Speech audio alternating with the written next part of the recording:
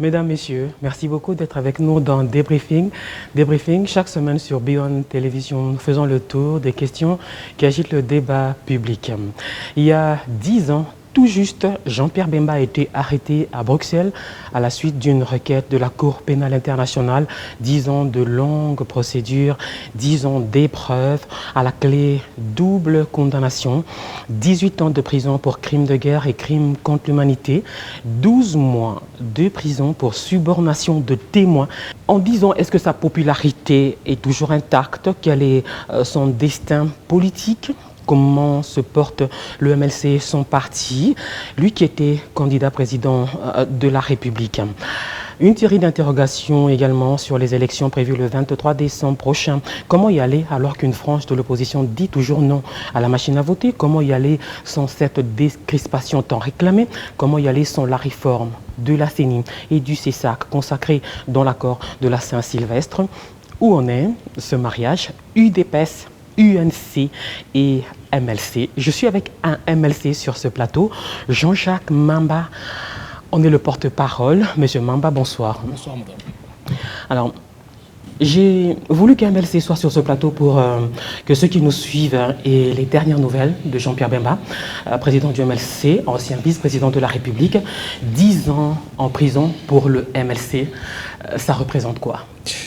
Mais c'est une symbolique. D'abord, ce sont des moments très difficiles que nous avons traversés. Bon, je dis nous avons traversé parce que nous sommes en épilogue de cette affaire. Je crois que dans les 30 jours prochains, nous aurons le verdict de la première affaire. Donc, ces 10 années passées dans des difficultés, parce que notre leader, si vous voulez bien, celui qui est l'initiateur de l'idée, n'a pas été avec nous. Il est empêché à la CPI. Oui, c'est de la souffrance, c'est de l'abnégation, parce que beaucoup sont partis, parce qu'ils n'ont pas supporté, voyez-vous, les difficultés d'une opposition sans son leader, les difficultés d'une opposition qui est quand même en perte de vitesse à un certain niveau, parce qu'on a bien vu que M. Kabila l'a malmené. On pourra peut-être en reparler plus tard.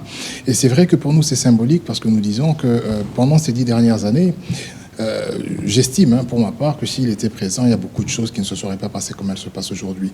Parce que M. Kabila, en face de lui, un boulevard, c'est vrai qu'il y avait M. Tshisekedi, mais depuis que M. Tshisekedi est parti, qui est aussi un monument, un paix à son âme, on a vraiment l'impression que Kabila se joue de tout le monde parce qu'il se dit que devant lui, il n'y a personne et qu'il peut faire ce qu'il veut. Alors nous savons très bien que M. Bemba est un adversaire de taille.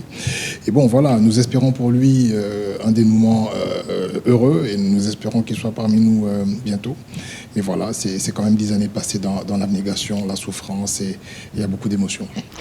Qu'est-ce que Bemba libre ferait que les opposants en liberté aujourd'hui ne font pas? Bon, c'est un problème de rapport de force. Voyez-vous, à l'époque déjà, lorsqu'il y avait le 1+4, pour qu'on en arrive au 1+4, ça veut dire qu'il n'y avait dans la belligérance aucun gagnant. Et donc, il y avait des rapports de force équidistants qui ont fait que le pouvoir, entre guillemets, ou les responsabilités, pour être plus claires, devaient être partagées. Et vous allez aussi remarquer que la période de 1+4 est la période la plus calme des 17 dernières années. C'est-à-dire que tout le monde se regardait comme en chien de faïence, tout le monde se surveillait et tout le monde avait l'ambition d'aller aux élections en respectant ce qui avait été écrit. Même si ça s'est terminé en autre boudin en 2007. Oui, mais ça c'est bien après. Je veux dire qu'il y a eu quand même ces élections-là. Okay, donc nous avons pris un accord de Sun City pour les élections. Nous avons été aux élections. Voyez-vous, nous avons eu l'accord de la Saint-Sylvestre qui a stipulé un bon nombre de choses. Nous nous sommes mis d'accord. M. Kabila a refusé de le signer. Il a refusé de se présenter. Il a aussi refusé de respecter. Ce qui n'est pas arrivé lors du 1+4. Parce que la majorité des choses qui ont été circonscrites, il n'a réalisé que 40 à 50%. Et même les 50% qui ont été réalisés, il les a faites voilà, dans son format à lui, selon son bon vouloir, selon ses caprices. Et donc, ça mène le pays dans l'incertitude, que ce soit par rapport aux élections, par rapport à la décrispation. Et voilà, donc je veux dire que c'est quand même différent. Et s'il était avec nous, on aurait, avec les autres amis de l'opposition, parce que je ne vais quand même pas isoler M. Jean-Pierre Bemba, mais il y a aussi M. Tshisekedi, il y a M. Vital Kamerhe. S'il était parmi nous, avec toutes les autres forces réunies, je pense que M. Kabila aurait beaucoup à se comporter comme il s'est toujours comporté depuis aujourd'hui les 7 années. C'était différent à l'époque, peut-être parce que Jean-Pierre Bemba est un ancien chef rebelle? Non, je veux dire qu'on sortait d'un contexte bien particulier, mais vous aviez même remarqué que quand M. Kabila il a entre guillemets, gagné les élections de 2006, il est revenu vers M. Jean-Pierre Bemba pour demander de travailler avec lui parce qu'il n'a jamais voulu l'avoir de l'autre côté de la rive, parce qu'il sait que c'est un adversaire redoutable. Donc vraiment un chef d'État élu qui revient vers son challenger pour lui demander d'être son Premier ministre. Donc voyez-vous un peu, ça cristallise la peur qu'il avait et qu'il a toujours eu, entendre le nom de Jean-Pierre Bemba du côté des opposants. Donc on le dit, ce n'est pas un secret, c'est quelque chose d'officiel, il est allé le voir. M. Bemba, en toute dignité, a refusé de se soumettre parce qu'il estimait déjà qu'il avait gagné cette élection et de devenir le Premier ministre de celui qui aurait, entre guillemets, gagné frauduleusement. C'est avec toute dignité que nous avons opté pour une opposition républicaine. Mais malheureusement, M. Kabila n'a pas le sens de l'État, il n'a pas des limites. Et donc voilà, le pays se trouve dans un État qui est tout à fait calamiteux. Et donc voilà, si M. Bemba était là, c'est vrai que ce serait différent. Je vais emprunter vos mots. Vous avez dit Joseph Kabila se joue des opposants. Aux concertations de 2013, Jean-Pierre Bemba avait donné son accord pour que le MLC aille à ces rencontres. Il fallait bien lire la note. La note disait que nous devrions y aller, mais il n'était nullement question que nous allions au mangeoir ou que nous allions dans un gouvernement. Et voyez-vous, 3 ans après, si vous regardez ça avec du recul, nos revendications étaient tellement claires, surtout en ce qui concerne le processus électoral. Nous y sommes allés et nous avions demandé qu'en amont, les opérations commencent déjà. C'était parmi les 100 résolutions que M. Kabila s'était engagé à respecter. Il n'a pas fait de tel, il devait déjà à cette époque-là donner l'impulsion et les moyens à la CENI pour commencer l'enrôlement, de telle sorte qu'en 2016, nous aboutissions à un processus électoral heureux, ça veut dire à des élections. Mais M. Kabila, comme il n'avait pas envie de quitter le pouvoir, il a fait fi de ses engagements, c'est-à-dire les 100 recommandations prioritaires.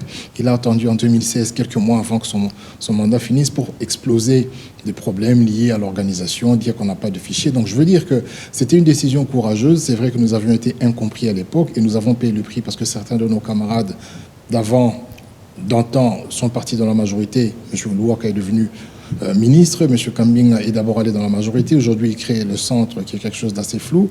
Et donc voilà, nous avons payé le prix à ce niveau-là. Mais je pense qu'avec un peu de recul, si toute l'opposition s'était organisée à cette époque-là pour aller aux concertations et exiger et faire la pression pour qu'effectivement ces 100 résolutions soient mises d'application, je pense que nous aurions des élections en 2016. On revient à Jean-Pierre Bemba en prison, à la Haye, à la Cour pénale internationale. Vous l'avez vu quand, la dernière fois? Je l'ai vu vendredi passé. Donc je suis allé le voir, j'y vais au moins 2 fois l'an, donc je l'ai vu, c'est la 8e fois que je le vois. Il était de très bonne humeur, très, très calme, très zen, naturellement soucieux par rapport à ce qui se passe au pays, le processus électoral, les différentes arrestations, les meurtres à répétition. C'est devenu un peu un refrain en République démocratique du Congo. En même temps, il est très très informé parce qu'il a une ligne téléphonique qui lui permet d'appeler. Mais voilà, il est concentré sur le verdict final qui doit tomber, comme je vous l'ai dit, d'ici la fin du mois de mai. On peut parler de quand il rencontre régulièrement sa femme et ses enfants? Bien sûr que les week-ends, sa femme, enfin n'importe qui peut aller le voir s'il le désire, parce qu'il faut remplir une audience pour aller le voir. Et sa femme, comme ses enfants, ont l'attitude de le voir tous les week-ends et c'est ce qui se fait. Alors, à quoi il passe son temps libre? À l'époque, on avait dit qu'il faisait de la peinture. Bon, il peignait, mais il lit, il peint, et puis après, bon voilà, il est souvent au téléphone pour savoir ce qui se passe au pays. Vous serez surpris qu'il soit beaucoup plus informé que nous, parce qu'il a plusieurs canaux d'information. Il est très enclin, il est très soucieux, il suit les choses à la lettre et il nous oriente aussi par rapport aux décisions et aux postures que nous devrions prendre en tant que membre du bureau politique. Je veux dire qu'il n'est pas avec nous, mais il est avec nous parce que tous les jours il appelle, il sait ce qui se passe, il oriente, il donne des conseils. Et voilà, donc je pense c'est un acteur qui est tout à fait présent, qui est tout à fait actif, mais bon, malheureusement, physiquement, il ne sait pas être là où nous sommes et nous implorons, pour ceux qui sont chrétiens, nous le sommes, la grâce du Seigneur pour qu'il puisse venir cette année. Peut-être que sa présence peut accélérer certaines choses. Je veux dire amen. Comment il communique avec sa base? Par des communiqués, lu à la télévision, lu en pleine assemblée? Écoutez, nous avons les structures. Donc, les structures les plus rapprochées de la base, c'est le comité exécutif national dont je fais partie. Vous avez le bureau politique dont lui, il fait partie. Donc, au niveau du bureau politique, il y a des instructions qui sont émises, qui sont transférées, ou si vous voulez, qui sont descendues au niveau du comité exécutif national, qui est au fait le gouvernement, qui, lui, se rapproche aussi des fédéraux, qui est le gouvernement fédéral, donc tous ceux qui sont dans les fédérations, les présidents fédéraux. Et je pense que l'information passe par ce canal-là. Donc, c'est un parti qui est structuré. Et comme je vous le dis, il est membre du bureau politique et il a une ligne téléphonique qui lui permet de participer aux réunions du bureau politique. Quelles sont les autres personnalités qui lui rendent visite, que ce soit de l'opposition? J'imagine il y en a. La majorité, est-ce qu'il ose aller le voir? Ça, je ne sais pas. Je peux vous assurer que je ne gère pas son calendrier, son agenda. Je ne sais pas qui il reçoit. Mais je sais qu'il a des visites. Chaque fois que je demande d'aller le voir, je ne suis pas le seul. Il a des journées pleines comme ça où il reçoit des personnalités internationales, il reçoit des Congolais aussi, des politiciens, peut-être de la majorité, je n'en sais rien. Mais comme je vous le dis, je ne gère pas son agenda. Mais il est tout à fait ouvert aux visites et aux échanges par rapport à la situation du Congo. Les rencontres se suivent mais ne se ressemblent pas. Hein. Ça dépend du profil de celui qui va lui rendre visite. À tout hasard, même si les gens ne vont pas croire que c'est un hasard, Moïse Katumbi, Vital Kamerhe, par exemple. Il est possible qu'il se soit rendu à La Haye, mais comme je vous dis, je ne connais pas l'agenda. Et en plus, le président n'a pas l'obligation de rendre public les différentes visites qu'il reçoit. Maintenant, après... Voilà, c'est lui qui voit qui reçoit. Il est tout à fait libre de recevoir qui il veut. Il a été arrêté en 2008, condamné en 2016. 8 ans plus tard, il a été condamné 8 ans après son arrestation, 18 ans de prison. Mais tout peut arriver à réduction de peine parce qu'à la CPI, on ne parle pas de grâce. Vous savez, c'est comme M. Lubanga qui avait été condamné à plus de 30 ans de prison en première instance et qui n'a finalement eu que 14 ans en appel. Hein. Généralement, lorsqu'on fait appel, c'est qu'on n'est pas d'accord de la décision initiale. Et le déroulement du procès a prouvé à suffisance qu'aujourd'hui, on ne peut pas cristalliser les maux de la Centrafrique par la présence des troupes du MLC qui étaient venues en renfort d'un gouvernement légitime et qui étaient dirigées par le gouvernement de la Centrafrique et qu'on attribue aujourd'hui la responsabilité des différents dérives au sénateur Jean-Pierre Bemba, parce que voyez-vous, il y a 25 minutes, je viens d'entendre aujourd'hui que par exemple dans le PK5, ce quartier-là, il y a eu 20 morts hier. Donc, depuis 2003, parce que l'affaire remonte à 2003, lorsque vous devez compter le nombre d'incidents et de morts qu'il y a eu en Centrafrique, ça n'a pas commune mesure avec ce qui a été allégué contre les forces du MLC, qui n'étaient d'ailleurs pas les seules à travailler sur terrain. Donc, par là, moi, je peux vous dire, hein, sans rigoler, que ce n'est pas très évident. Et partant de là, le procès en appel pourra nous apporter un éclaircissement et voire même une réduction, si ce n'est pas une annulation du procès, ce n'est pas exclure. D'autant plus que les différentes personnes impliquées n'ont pas été convoquées. M. Patassé, malheureusement pour lui, il est mort. M. Bozizé est encore vivant. Mais ces différentes personnalités n'ont pas été invitées pour la bonne et simple raison que le procureur a la liberté de choisir qui il veut, alors en ce moment, de qui poursuivre, excusez-moi. En ce moment-là, il y a la subjectivité aussi. Donc, il s'est choisi M. Jean-Pierre Bemba, il a fait un bouc émissaire, mais nous avons, quand je parle de nous, donc je parle du conseil de M. Jean-Pierre Bemba, essaie de démontrer de mille et une manières que M. Bemba n'était pas impliqué et n'était pas concerné par ce qui s'est passé à Bangui, d'autant plus qu'il n'était même pas le commandant en chef sur terrain. Donc, je pense qu'au niveau de l'appel, nous aurons probablement des bonnes nouvelles. Pour vous, il n'y a pas de preuve matérielle de sa responsabilité morale? Non, parce que vous savez, le procès a bien évolué. Hein. Avant, il était qualifié de co-auteur. Après, le procureur a été obligé d'abandonner cette piste parce qu'il faut montrer qu'il y a une motivation. Donc, M. Bemba n'était aucunement motivé d'envoyer ses troupes aller tuer, égorger ou violer. Il n'y a pas de motivation, il n'y a pas d'intérêt. Donc, nous avons déjà quitté cette piste-là. Et là, il est poursuivi en tant qu'autorité morale. C'est comme lorsque, par exemple, on envoie les troupes de la MONUSCO ici et qu'elles commettent des viols, ou qu'on envoie des troupes américaines ou françaises et que les militaires français commettent des viols, qu'on poursuive M. Macron. C'est tout à fait anodin, c'est tout à fait insensé, mais c'est un peu à ça que rime ce procès-là. Donc il est condamné. Dans le cas de figure, il y a des gens qui parlent d'enregistrement sonore. Non, on est en d'instructions données depuis l'Équateur. Non, il n'y a rien du tout. Il n'y a rien de tel. Il n'y a jamais eu une instruction quelconque qui demandait aux militaires sur place de commettre des délits. Il n'y en a aucune. On dit simplement que M. Bemba aurait dû savoir que ses troupes commettraient. Donc on est en train de supposer qu'il avait cette intelligence magnanime, qu'il était devin et qu'il aurait dû savoir que les troupes envoyées allaient. Et pour autant encore qu'on trouve des preuves, effectivement, parce qu'on dit que c'était des Banyamulenge. Il n'y a pas d'éléments tangibles, voyez-vous. On dit que c'est des personnes qui parlaient lingala, mais il n'y a pas d'éléments tangibles des faits allégués. Mais là, c'est sur base de l'article 28.A, on dit responsabilité en tant que chef militaire parce qu'il aurait dû savoir que ses troupes commettraient. Alors à l'époque, vous dénonciez une justice sélective. Mais voyez-vous, dans ce pays, par exemple, il y a eu beaucoup de fausses communes. Hein, on se rappellera de 2015, il y a eu tellement de choses, il y a tellement de dossiers en Afrique subsaharienne que le procureur peut suivre, dont il fait fi. Pourquoi? Parce qu'il a la liberté, contrairement au ministère public, de choisir ou de poursuivre qui il veut. Et donc, lorsqu'il y a prise d'intérêt et lorsqu'il y a subjectivité, La justice aussi a pour fonction non seulement de rendre, on rend justice, on doit réparer, mais on doit aussi garantir la paix. Donc lorsque de manière sélective vous pouvez éliminer une personne d'une course pour une affaire qui ne concerne même pas la République démocratique du Congo, alors que vous avez des autochtones centrafricains qui étaient dépositaires de l'autorité publique, qui n'ont jamais été poursuivis, qui n'ont jamais été questionnés, ça pose des questions sur les vraies motivations d'une telle action judiciaire. Donc moi, ce que je suis en train de dire, c'est que je ne vais pas la qualifier de sélective, mais je pense qu'il y a un problème dès lors que vous voyez plusieurs pays africains menacent de quitter la CPI, parce qu'on ne peut pas continuer à laisser le procureur avoir la liberté de choisir qui il veut, selon son bon vouloir. Il faut qu'il y ait des raisons suffisantes, d'autant plus qu'on parle d'un traité de Rome dans lequel les États doivent coopérer. Mais lorsqu'un monsieur comme Kabila doit coopérer avec la CPI pour envoyer un de ses détracteurs ou un de ses opposants, c'est très facile, mais lui-même... Il a été arrêté en Belgique, mais pas ici. Hein. Non, vous savez que toutes les preuves ont été fournies.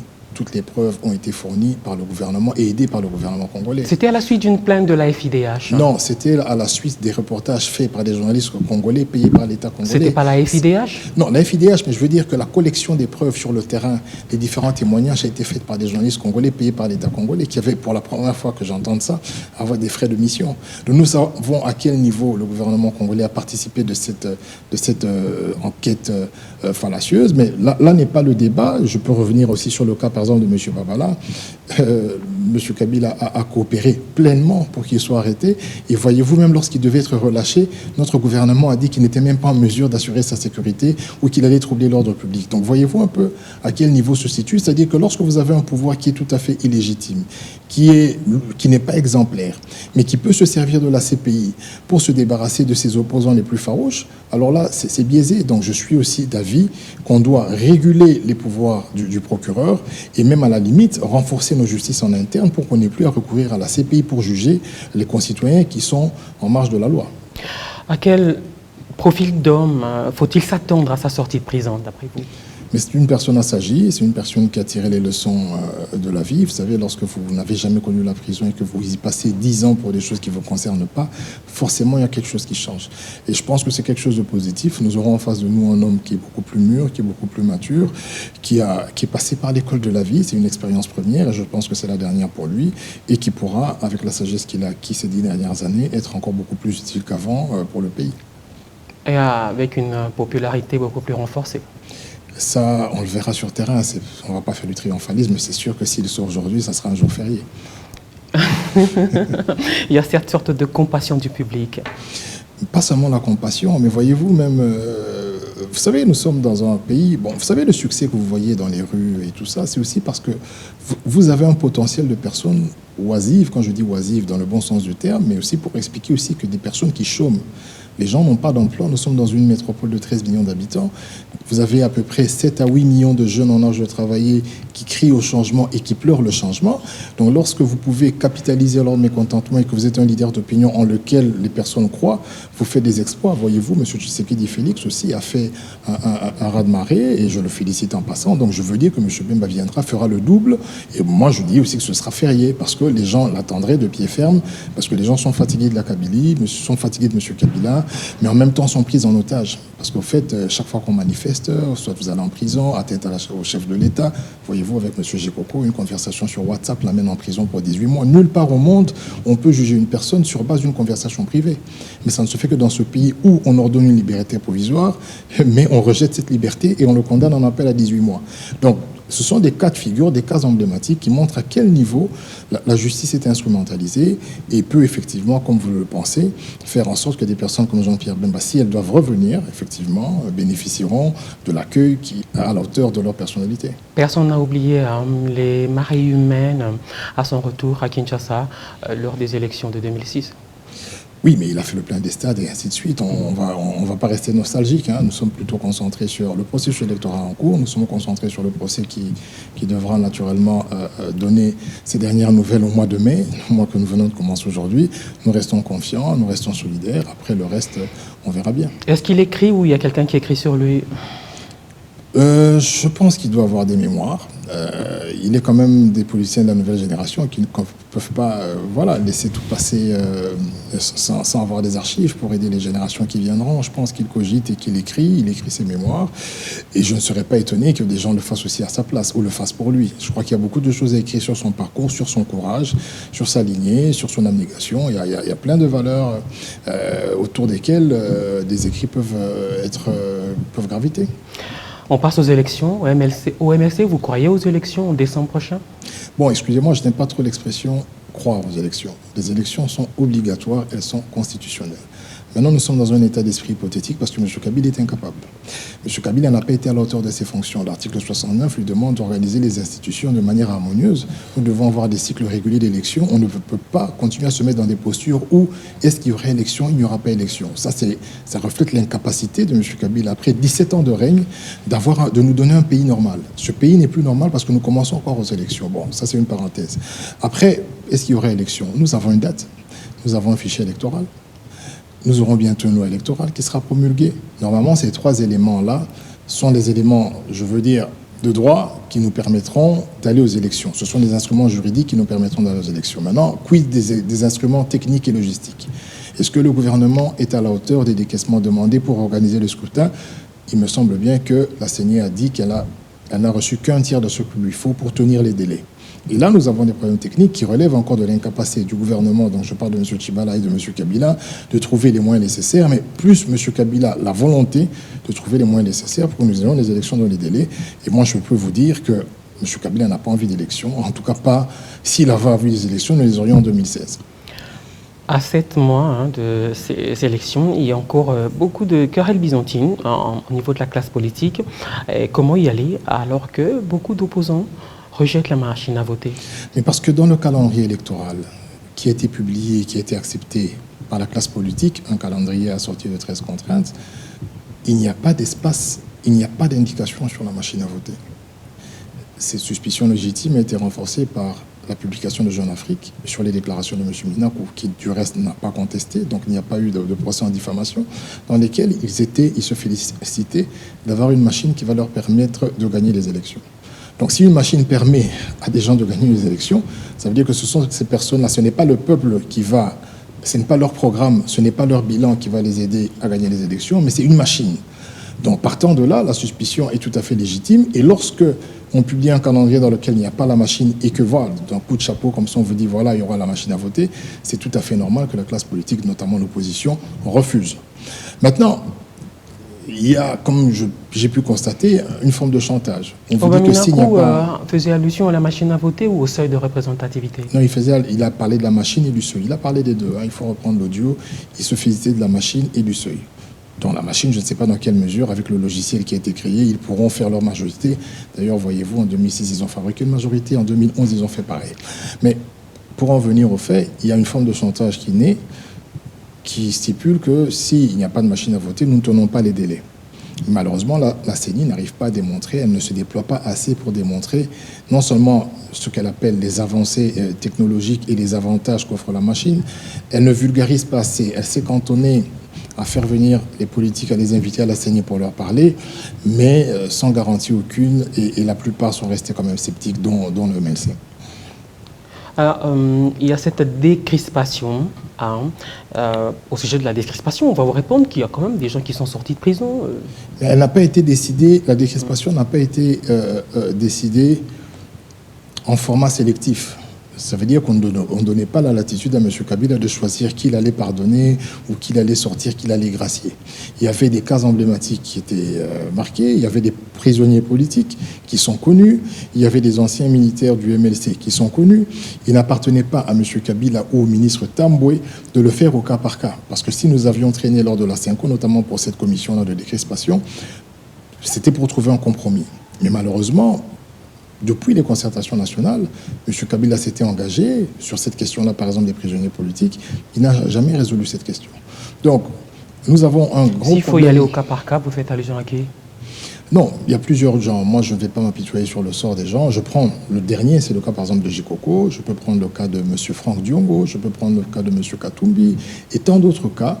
Je peux prendre le cas de nos militaires à nous, nos anciens militaires qui sont arrêtés. Il y en a qui sont arrêtés juste parce qu'ils avaient un polo de Jean-Pierre Bemba. Ça fait 10 ans qu'ils sont en prison. Comment pouvez-vous, alors qu'une personne exprime son choix, porte un t-shirt à l'effigie de son leader, l'arrêter et le priver de 10 ans de sa vie? Ce n'est pas un crime. Donc nous avions posé ce problème en concertation nationale. Il nous a été répondu que les personnes seront graciées. Il y a une loi d'amnistie qui est sortie reprenant le nom de ces personnes, mais n'ont jamais vu l'extérieur, elles ne sont jamais sorties. Donc ça, c'est la spécialité de M. Kabila. Ça veut dire que se mettre toujours en marge des textes, toujours vouloir avoir la main pour essayer de négocier naturellement la prolongation de son pouvoir à la tête de l'État.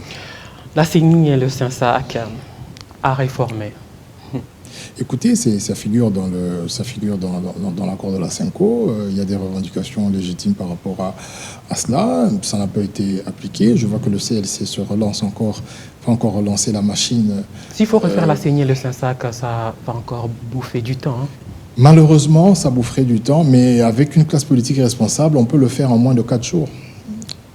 Or, on sait comment chez nous les choses se passent. Mais malheureusement, c'est ça le drame de ce pays. Après 58 ans d'indépendance, on doit se dire les choses telles qu'elles sont. Vous savez quoi? Il y a un problème chez nous.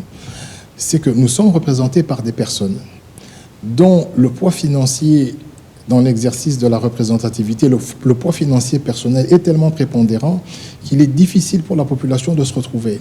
Je vais m'exprimer autrement. Lorsque vous avez des élus dans une assemblée nationale et vous avez un candidat président de la République qui finance sa campagne avec ses propres moyens, un député national qui est obligé d'hypothéquer, de s'endetter pour devenir député, il est tout à fait en honneur de penser qu'à un certain moment, dans toutes ses actions et toutes ses activités politiques, il va mettre au centre l'intérêt de la majorité ou l'intérêt de la population. Il doit d'abord se désintéresser parce qu'il a engagé des frais, s'il s'agit des dettes, ainsi de suite, et on sera dans une cyclique. Donc, dans les pays normaux, qu'est-ce qu'on fait? On doit financer les partis politiques et on doit plafonner les dépenses personnelles pour qu'une personne ne soit pas tentée de d'abord se payer ou récupérer ce qu'il a perdu avant de servir pour la cause noble, ça veut dire servir le peuple. Malheureusement, chez nous, comme les partis ne sont pas financés, tous ceux qui sont dans l'Assemblée nationale, vous avez 80% qui ont été et pas élus, ça veut dire choisis, ainsi, hein, ça, je parle de la majorité parce que ceux sont majoritaires.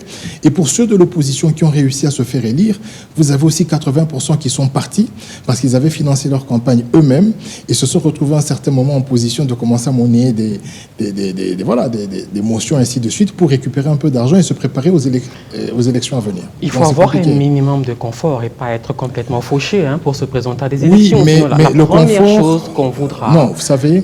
Le confort demandé dans les pays normaux, ce n'est pas un confort pour financer les élections. C'est un confort qui est le gage de la probité. Par contre, vous ne pouvez pas dépenser ce confort-là si on doit le numériser, c'est-à-dire si c'est un compte en banque, on ne peut pas vous permettre d'utiliser cet argent pour financer une campagne électorale. On vous demande le confort pour s'assurer que vous avez une certaine probité, un certain confort, une certaine distance par rapport à la corruption. Mais on ne vous demande pas ce confort-là pour être en mesure de financer votre campagne. Et si on commençait par là aussi, non? Par quoi, madame? Qu'il n'y ait pas de mec complètement fauché qui se lance en politique. Non, on devrait commencer par quoi? Les partis politiques ont comme fonction de réguler la vie politique et permettre à la société d'évoluer. Donc nous devons construire une république. Et dans une république, tous les partis politiques, du moins ceux qui sont représentés, doivent être financés. Ça permet à des personnes qui sont dans des partis politiques de faire valoir ou de faire évoluer le savoir-faire et le talent. Dans nos partis, ce qui se passe, et ce que vous voyez souvent à la télévision, c'est que ce sont des personnes qui sont les plus aisées, et des fois qui ne sont peut-être pas les plus lotis intellectuellement, qui ont la parole et qui ont pignon sur rue. Et ceux qui ne le sont pas n'ont pas la parole. Et ça, c'est tout à fait injuste. Maintenant, si on demande à une personne, avant d'engager dans la politique, d'avoir travaillé quelque part, ainsi de suite, ça doit correspondre au niveau de vie général de la population. Ça veut dire que dans un État comme la France, on sait que le minima est de 700 €, donc ceux qui ne travaillent pas, ils gagnent les 700 €. Pour devenir député, on va vous dire, écoutez, vous ne pouvez pas être au minima. Vous devez avoir quand même travaillé 4-5 ans, avoir un petit compte de 10 000, avoir une propriété. C'est tout à fait normal parce que la société le permet. Donc nous, on pourrait aller dans ce sens-là, mais on peut diminuer nos ambitions, mais d'abord garantir à tous les partis politiques représentatifs qu'ils vont recevoir des fonds de l'État pour aller en campagne électorale et que les dépenses personnelles doivent être plafonnées. On ne peut pas permettre à une personne d'hypothéquer sa parcelle, d'engager 30 000 $ pour faire une campagne électorale et quand cette personne est élue, lui reprocher le fait qu'il vend des motions, il ne s'occupe plus du peuple et ainsi de suite. Ça, c'est tout à fait anormal. Dernier exemple. Savez-vous qu'entre 2006, aujourd'hui nous sommes en 2018, les émoluments des députés ont augmenté de plus de 200%. Aux États-Unis, lorsque vous voulez augmenter les émoluments, vous pouvez voter une loi qui va dans ce sens, mais ça ne vous concerne pas, ça concerne la prochaine législature. Dites-moi pour quelle raison ces émoluments ont triplé alors que le salaire du professeur est resté le même. Mais c'est ce que je suis en train de vous dire, c'est un cercle vicieux. Ils sont là, ils travaillent, ils doivent se servir parce qu'en réalité, pour se faire élire, ils ont engagé des moyens personnels. Alors, le fait est que dans la plupart des cas, les gens qui se lancent en politique ou qui sont candidats députés nationaux ou même candidats présidents n'ont pas une autre formation. Ils font de la politique un moyen de gagner leur vie. C'est ainsi que beaucoup, quand ils deviennent députés ou ministres, la première chose à laquelle ils pensent, c'est de s'acheter des belles villas sur lesquelles ils fantasment. C'est envoyer leur famille vivre à l'étranger, c'est acheter les voitures dernier cri. C'est ce qui se passe chez nous. Ce qui se passe chez nous, mais vous le dites très bien, mais qu'est-ce qui se passe? Dès lors qu'il n'y a pas de ratios sociaux, ça veut dire que vous avez un député qui gagne 13 000 et vous avez un huissier qui gagne 100 $, c'est tout à fait normal que la politique reste le seul appât de tous les jeunes parce que vous ne pouvez pas réussir autrement. Mais voyez-vous dans des pays qu'on vient de citer, la France et les États-Unis... Vous avez parlé des professeurs, il y a des hommes d'affaires, il y a des médecins... Combien est payé un professeur chez nous? Voyez-vous, en Belgique, un professeur ordinaire, un professeur associé gagne 5 000 €. Il n'y a aucun professeur qui gagne 5 000 € ici. Donc un professeur n'envie pas un ministre, il n'envie pas un député. Un ingénieur civil en France qui travaille dans une industrie gagne jusqu'à 7 000 €. Un dentiste en Belgique gagne le mois jusqu'à 13 000 $. Vous pensez que tout le monde aura envie de devenir des politiciens? Non.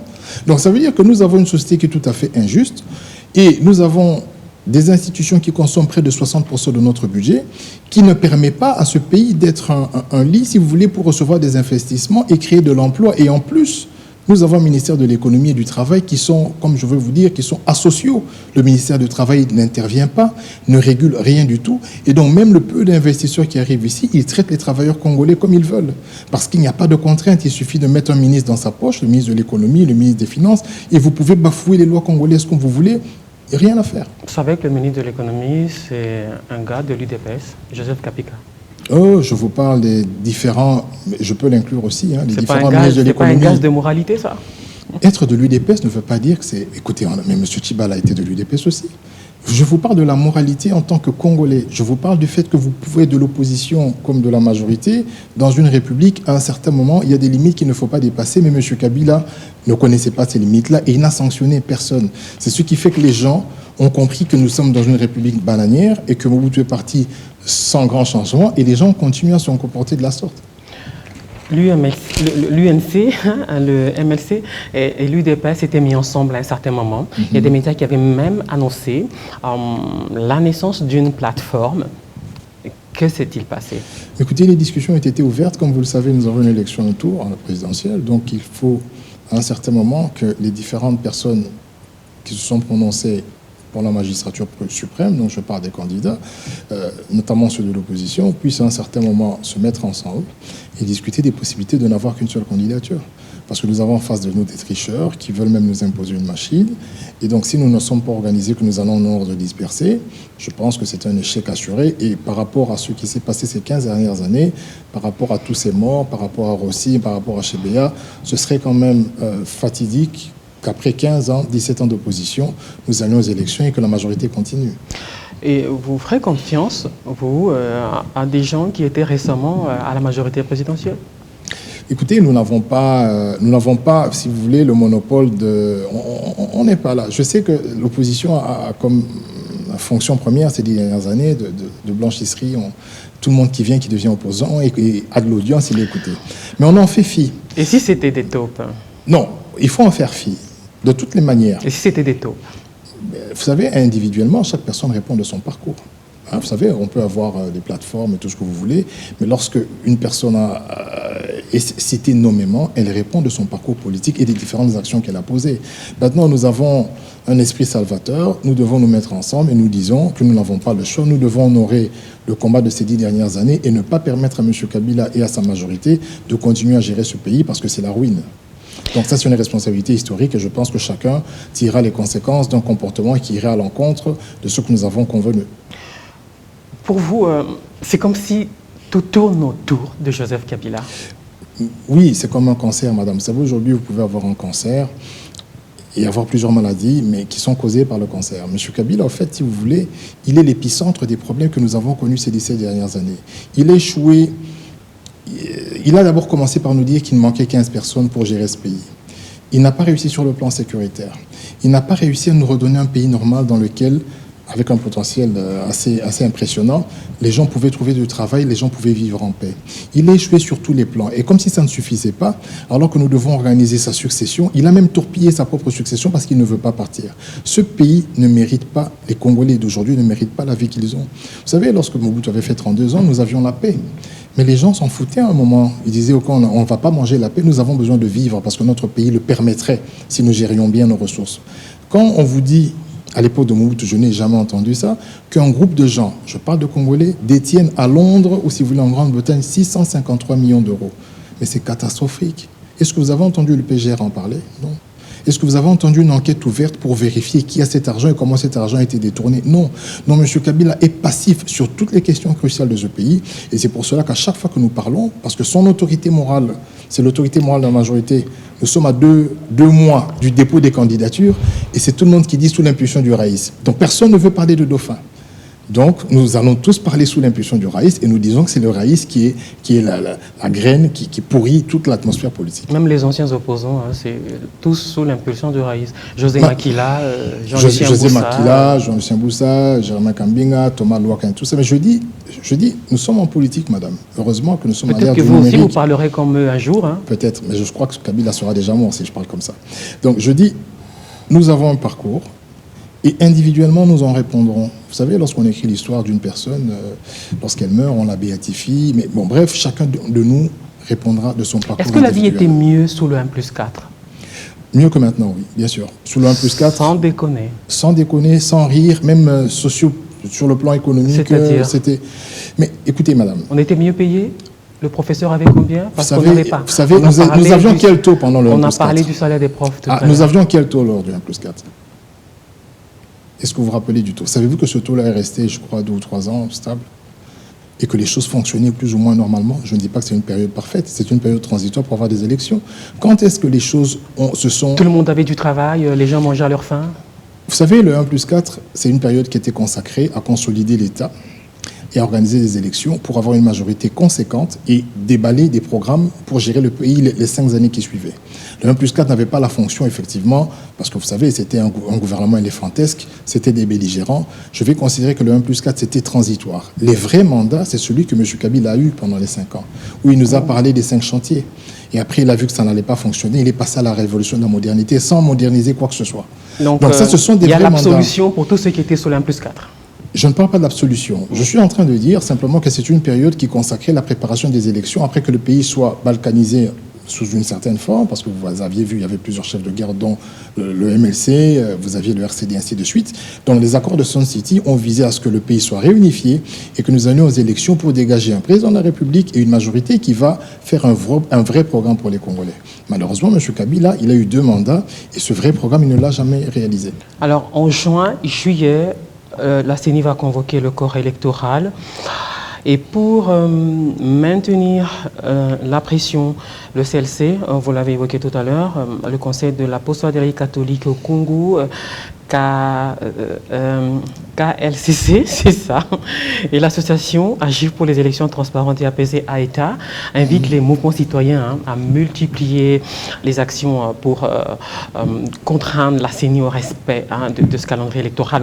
On annonce un certain nombre d'actions encore. Effectivement, ce serait catastrophique aujourd'hui si nous n'avons pas des élections 2018. Je pense que M. Nanga, s'il me suivra, il le sait. Je pense que la communauté internationale lui a dit que la situation du Congo mérite et exige un nouveau leadership.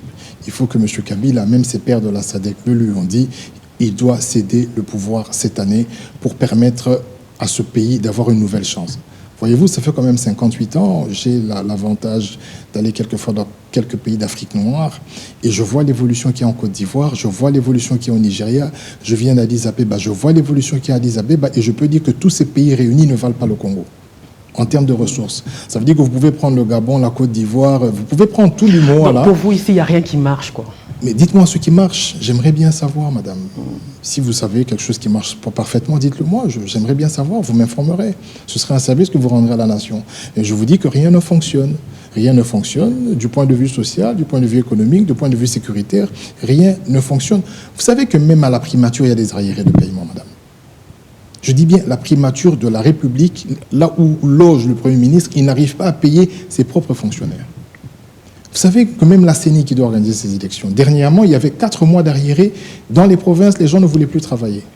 Donc si vous avez quelque chose qui marche, dites-le moi, j'en serai informé et je vais faire la pub. On a terminé. Une conclusion. Écoutez, je vous remercie. C'est toujours un plaisir de partager des moments avec vous. Nous demandons à M. Kabila, parce que c'est à lui qu'on s'adresse particulièrement, de s'élever au rang de sa fonction et de considérer qu'il a une responsabilité historique très grande de donner à ce pays la chance de connaître sa première alternance pacifique sans trop de tripatouillage dans la paix et dans l'acceptation par tous. Il y a des règles du jeu, il faut que toutes les parties soient d'accord et il devrait s'activer pour que le processus électoral aboutisse dans des bonnes conditions et qu'il aille au Sénat. Naturellement, il ne va pas siéger, il sera sénateur à vie, mais qu'il ait aussi la possibilité de continuer à vivre dans son pays et vivre comment on doit faire les choses si c'est l'opposition qui sera au pouvoir. Ce n'est pas évident que les opposants acceptent tous les résultats des élections, étant donné qu'il y a toujours ceux qui réclament l'audit du fichier électoral. Mais on doit obtenir cet outil du fichier électoral. Voyez-vous, de 46 millions à 6 millions, mais c'est toute une région, c'est toute une province. Donc je pense que ce fichier-là, si on l'audite, on pourra peut-être descendre à 32, 33 millions, ce qui va abaisser le seuil et qui va... Voilà, je veux dire qu'il y a beaucoup de problèmes et des simples, je veux dire, opérations arithmétiques de soustraction. Donc même quand la CENI a publié les chiffres, il y avait encore des erreurs. Donc ça crée la méfiance. Il faudrait que M. Nanga s'emploie, il s'active pour rassurer tout le monde, que ce soit pour la machine à voter, que ce soit pour le processus électoral dans son ensemble. Il doit donner un maximum de garanties parce que ce n'est pas la commission électorale nationale du président Kabila ou de la majorité, encore moins de l'opposition, mais elle est au service du pays pour permettre au pays d'organiser des élections dans de bonnes conditions. Comment se portent les courants au MLC? Les courants? Je n'en connais pas. Vous avez entendu parler de courants chez nous? Il n'y a pas de dispute, des querelles byzantines qui sont normales dans un parti politique. Oui, elles sont tout à fait normales. Hein. Je veux dire que... Je ne parle pas de scission, mais de courant. De courant, oui, mais comme ce n'est pas une église... Des gens qui ne parlent pas le même langage. Oui, mais c'est tout à fait normal. Moi, il m'arrive de ne pas être d'accord avec Mme F. Bazaïba ou de ne pas être d'accord avec Baba, là encore, de ne pas être d'accord avec le président. Mais nous avons des statuts qui nous régissent et nous avons la loi de la majorité via nos différents organes. Ça veut dire que lorsqu'il y a une question qui est posée, qui divise, le bureau politique en décide. Donc moi, je ne vous ai pas dit que nous sommes des bénis, oui. Mais je vous dis que, par exemple, sur certaines questions, Jean-Jacques Bamba peut être d'accord ou il peut ne pas être d'accord. Ça arrive et c'est dans tous les partis. Quel candidat président de la République? Le Congrès va nous le dire, il faudrait que des gens se présentent. Et puis encore que cette fois-ci, il ne suffira pas d'avoir un candidat, mais il faudra aussi trouver un consensus avec les autres candidats pour que nous n'ayons qu'un seul, un accord de gouvernement, un accord électoral, pour que nous n'ayons qu'un seul candidat à la présidentielle. Qui a le profil? Le profil, je ne vais pas le tailler, je serai trop sévère, mais voilà, je pense il faut d'abord qu'il y ait une bonne dose de patriotisme. Après, on verra côté compétences, côté parcours, côté probité. Mais il faut aussi des moyens. Parce que, comme je vous l'ai dit, ici, les candidats doivent s'auto-prendre en charge. Et c'est quand même très grave qu'un président de la République soit obligé de payer les frais de son élection seul et que vous attendiez de lui, si ça l'a appauvri, qu'il travaille pour le pays sans chercher à s'enrichir ou au minimum à récupérer ce qu'il a investi. Merci beaucoup, Jean-Jacques Mamba, d'être passé dans ce débriefing. Porte-parole du MLC, le mouvement de libération de Jean-Pierre Bemba. Cette émission qui, dans sa grande partie, était consacrée au fait que ça faisait 10 ans que Jean-Pierre Bemba avait été arrêté à Bruxelles à la suite d'une requête de la Cour pénale internationale. Il purge une peine de 18 ans pour crime de guerre, crime contre l'humanité. On attend donc le procès en appel. Et il y a des chances, et je dis bien qu'il y a des chances que sa peine soit réduite. On va terminer par un selfie. En attendant, on se retrouve la semaine prochaine. Mon téléphone, on est sur quelqu'un.